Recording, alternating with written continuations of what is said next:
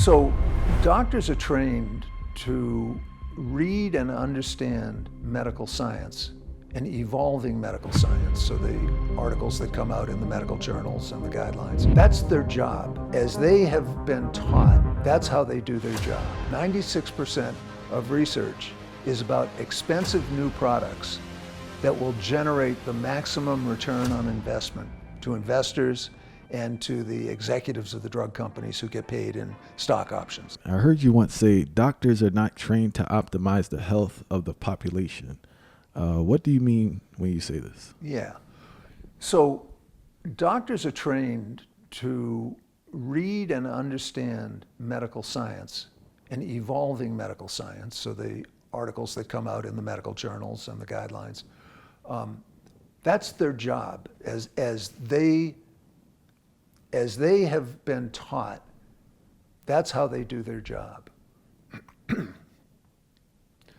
But the fact is that 96% of medical research is about new drugs and medical devices.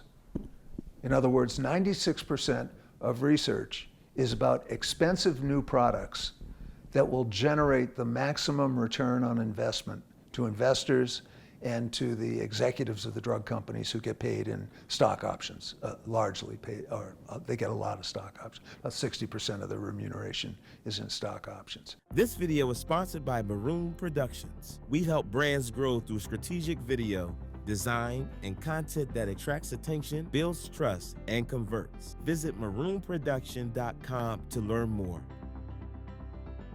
Got it. Yeah. Okay.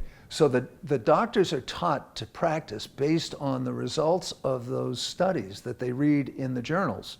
96% of them about drugs and devices, because that's where most of the money is.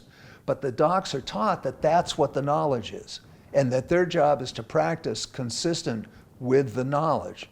So when they practice, they're thinking 96% of their mental energy is about what drugs and devices to use. But the truth is that only about 20% of our health has to do with healthcare, and about 80% of health has to do with how and where we live our lives. But because 96% of the research is about drugs and devices, the docs aren't thinking about the healthy way of life of the individual patient and the healthy way of life of the community they're serving. They are following the science. The problem is that the science is epidemiologically imbalanced because the return on investment is greater when you're patenting new products and have basically no cap on the price you can charge, and that's how the money's made. Medical schools still to this day, it seems, please correct me if I'm wrong, they don't have nutritional courses for the students.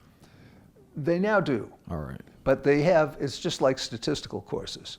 They have just enough so that the medical students can think that they understand nutrition and statistics and epidemiology. But it's like, that's like a little drizzle, and then the hurricane is the for-profit science that they're taught is the way they should practice. So there is a little bit of nutrition, and that's important that docs get even that little bit of information. But the practice of medicine is so tipped towards expensive new prescription drugs and devices that all of that gets pushed to the wayside.